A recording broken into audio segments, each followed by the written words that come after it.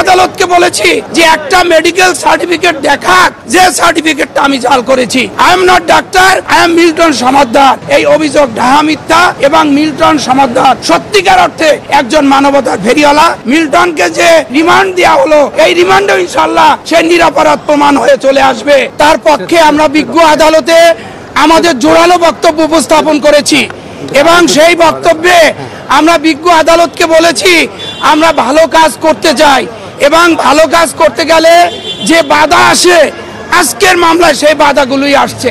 এবং এই মামলার মধ্যে প্রসিকিউশন বলেছে যে মেডিকেল সার্টিফিকেট আমি নাকি জাল করেছি। আমি বিজ্ঞ আদালতকে বলেছি যে একটা মেডিকেল সার্টিফিকেট দেখাক যে সার্টিফিকেটটা আমি জাল করেছি। I am not doctor, I am Milton Samaddar. এবং এই মানুষগুলোকে আমি মানবতার সেবা দিয়ে থাকি।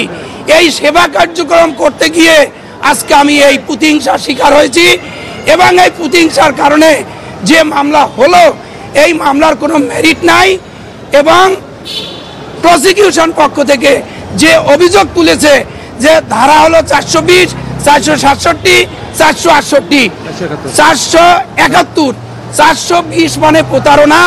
আমি কারো কাছে প্রতারণা করেছি এইরকম কোনো কমপ্লেইন নাই। 467, 68, 471 এই ধারার কোনো স্পেসিফিক অভিযোগ এই মিল্টন সমাদদারের বিরুদ্ধে নাই।